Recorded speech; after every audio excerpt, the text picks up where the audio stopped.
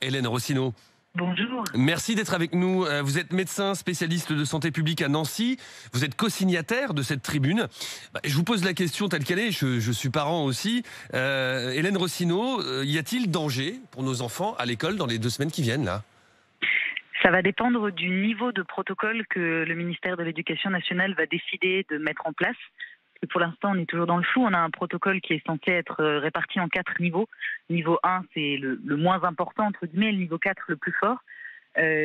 Pour moi, si on n'est pas dans les niveaux maximum, oui, ça va être dangereux pour les enfants. C'est-à-dire que le niveau dépend, j'imagine, du taux de contamination, c'est ça, du degré de contamination du département? On ne le sait pas, Ah ouais. et c'est quand même important. Quand le protocole est sorti fin juillet, il n'était pas assorti justement des indicateurs et ça ne nous disait absolument pas quels étaient les critères pour passer d'un niveau à l'autre. Donc là, aujourd'hui, la rentrée scolaire, on arrive quand même dans une période où l'incidence est très élevée, en particulier chez les 0-19 ans. Et on n'a aucune idée des critères qui seront choisis par le ministère.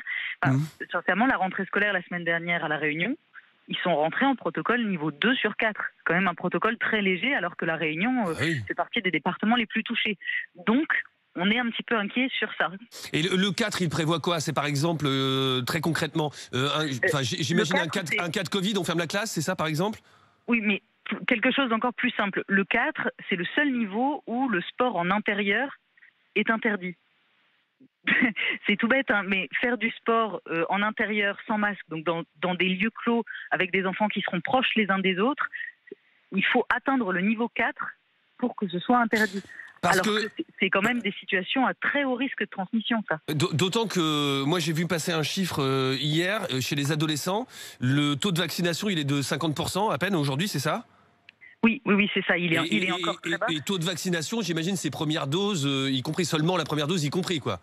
Exactement. Et puis, il n'y a pas que ceux qui peuvent se faire vacciner, parce que moi, je suis aussi inquiète pour les moins de 12 ans qui... C'est ça, qui eux ne peuvent pas se faire vacciner. Voilà, exactement.